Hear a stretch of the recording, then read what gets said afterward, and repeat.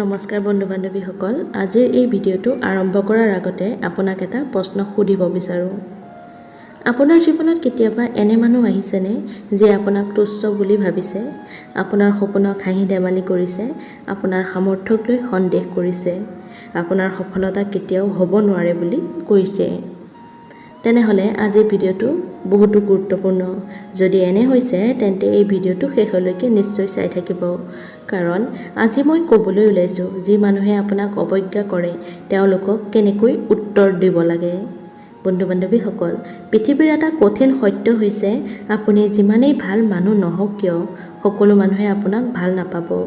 কিছুমানে আপোনাক সহায় কৰিব, কিন্তু আন কিছুমানে আপোনাক তললৈ টানি নিব বিচাৰিব। আৰু কিয় বিচাৰিব ইয়াৰ বিষয়ে আমি আলোচনা কৰিম।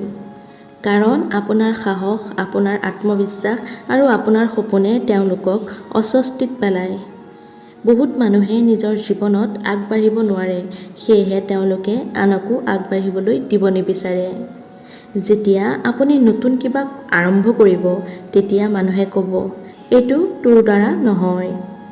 যেতিয়া আপুনি ডাঙৰ সপোন দেখে তেওঁলোকে ক'ব, ইমান ডাঙৰ সপোন নেদেখিবা।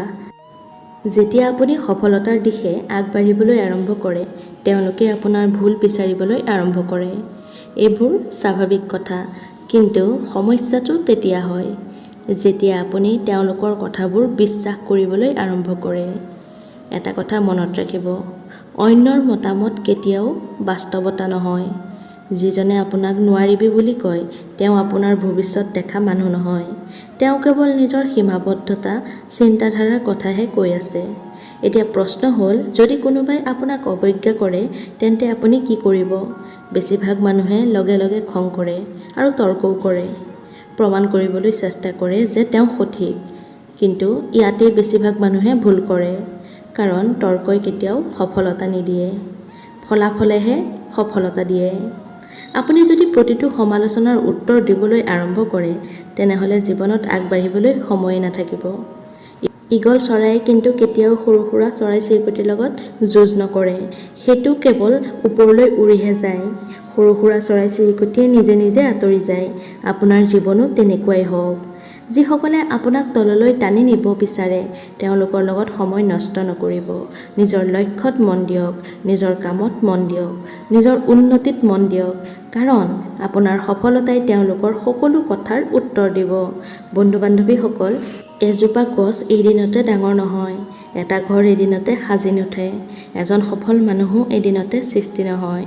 প্ৰতিদিনে অলপ অলপকৈ কৰা সৰু সৰু প্ৰচেষ্টাই এদিন ডাঙৰ সফলতালৈ লৈ যায়।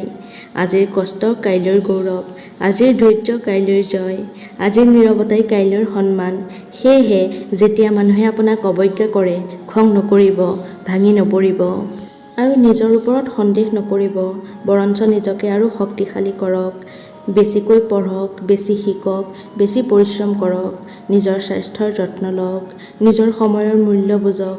মনত ৰাখিব, আপুনি যিমান শক্তিশালী হ'ব সিমান কম মানুহক উত্তৰ দিব লাগিব।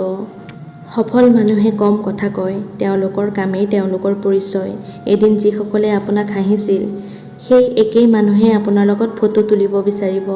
এদিন যিসকলে আপোনাক তুচ্ছ বুলি ভাবিছিল সেই একেই মানুহে আপোনাৰ প্ৰশংসা কৰিব।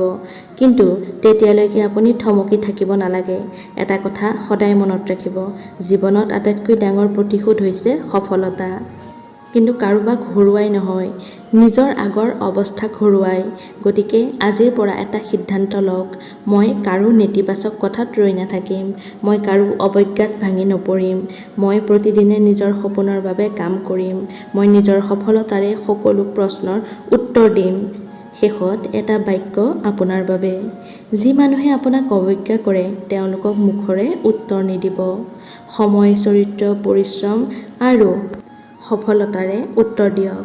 কাৰণ শব্দ মানুহে পাহৰে, কিন্তু সফলতাৰ ইতিহাস কেতিয়াও পাহৰিব নোৱাৰে।